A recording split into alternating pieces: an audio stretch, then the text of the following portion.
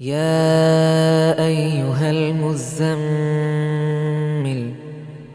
قم الليل إلا قليلا نصفه أو انقص منه قليلا أو زد عليه ورتل القرآن ترتيلا. السلام عليكم ورحمة الله وبركاته.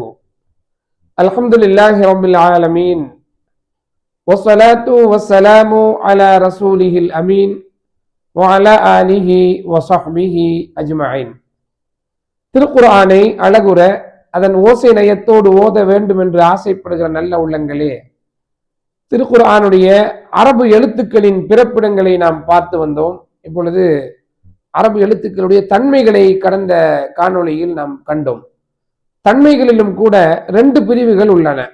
எதிர்நிலை உள்ள தன்மைகள், எதிர்நிலை இல்லாத தன்மைகள் என்று ரெண்டு பிரிவுகள் உள்ளன. எதிர்நிலை உள்ள தன்மைகள் என்ன? அல் இஸ்திஅலா என்ற ஒரு தன்மை.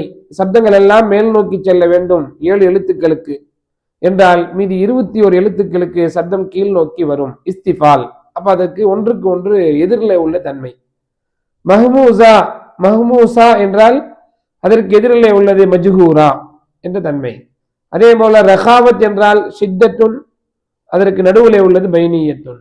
அதே போல நான்காவது தன்மை இத்பாக் என்று சொன்னால் அதற்கு எதிர்நிலையிலே உள்ளது இன்ஃபிதாஹ் என்ற தன்மைகளை எதிர்நிலை உள்ள தன்மைகள் என்ற பிரிவில் நாம் பார்த்தோம். இன்றைய காணொளியிலே நாம் காண இருப்பது எதிர்நிலை இல்லாத தன்மைகள். அதாவது இந்த தன்மை மட்டுமே இருக்கும், இதுக்கு எதிரில் மீதமுள்ள எழுத்துக்களுக்கு இந்த தன்மை இருக்கிறது என்பது மாதிரி இருக்காது. அதுல முதலாவது என்னது? அஸ்ஸஃபீர் என்ற தன்மை.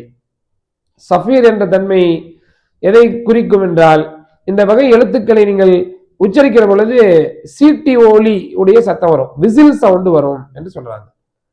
சாதாரணமா காற்று மிக நெருக்கமான பாதையிலே கடந்து போனால் விசில் சவுண்டு வரும். அப்படிப்பட்ட எழுத்துக்கள் எத்தனை? 3. சீனு, சாது, ஜா. இந்த 3 எழுத்துக்களை உச்சரிக்கிற பொழுது அதுல சஃபீர் தன்மை வெளிப்பட வேண்டும். உதாரணமா பாருங்கள், குல் அஊது பிரப்பின் நாஸ், பிரப்பின் நாஸ் என்ற சவுண்டு சத்தம் வெளி வரணும். சாது அப்படித்தான், ஜாவும் அப்படித்தான். ஜில்ஸாலஹா அந்த சத்தம் இதுக்கு சஃபீருடைய தன்மை என்று சொல்கிறார்கள். அடுத்தது அல்லீன் என்ற ஒரு தன்மை. லீனுடைய எழுத்துக்கள் என்று சொல்வார்கள், ஹுரூஃபுல் லீன் என்று சொல்வார்கள். என்ன லீன் என்றால் என்ன?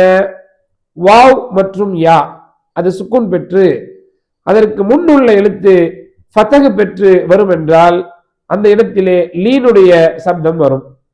இப்ப சூரத்து குரைஷ் எடுங்க.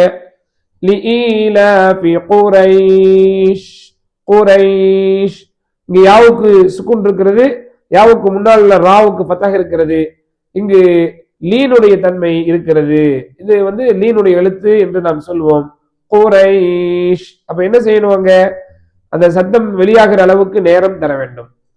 லீலாஃபி குரைஷ் ஈலாஃபிஹிம் ரிஹ்லத்தஷ் ஷிதாஇ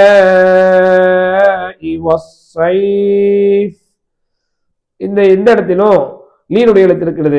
யா சுக்குன் பெற்று அதற்கு முன்னால் இருக்கிற சாதுக்கு ஃபதஹ் இருக்கு, வஸ்ஸைஃப். இது லீனுடைய தன்மை. வாவு சுக்குன் பெற்றதுக்கு என்ன உதாரணம் என்று கேட்டால், அதே சூராவுடைய கடைசியில் வாருங்கள், அத்அமஹும் மின் ஜூஇன் வஆமனஹும் மின் ஹவுஃப். ஹவுஃப் வாவ் சுக்குன் பெற்று அதற்கு முன்னால் உள்ள எழுத்து ஹா ஃபதஹ் பெற்றிருக்கிறது, ஹவுஃப். எதிர்நிலை இல்லாத தன்மைகளில் 2 தன்மைகளை மட்டும்தான் இந்த காணொளியில் நாம் பார்த்திருக்கிறோம், அஸ்-சஃபீர், அல்லீன். அடுத்த தொடர்ச்சியாக அடுத்தடுத்த காணொளிகளிலே இந்த எதிர்நிலை இல்லாததில் என்னென்னவெல்லாம் இடம்பெறுகிறது என்பதை ஒரு முன்னோட்டமாக உங்களுக்கு நான் சொல்கிறேன். அல் இஸ்திகாலா, அல் கல்கலா, அல் இன்ஹிராஃப் என்ற தன்மைகள் அடுத்த காணொளியில் உங்களுக்கு வர இருக்கிறது. அத் தக்ரீர், அத் தஃபஷி, அல் குன்னா என்ற விவரங்களை அடுத்த காணொளியில் உங்களுடன் நான் சந்திக்கிறேன். வஸ்ஸலாமு அலைக்கும் வரஹ்மத்துல்லாஹி வபரகாத்துஹு.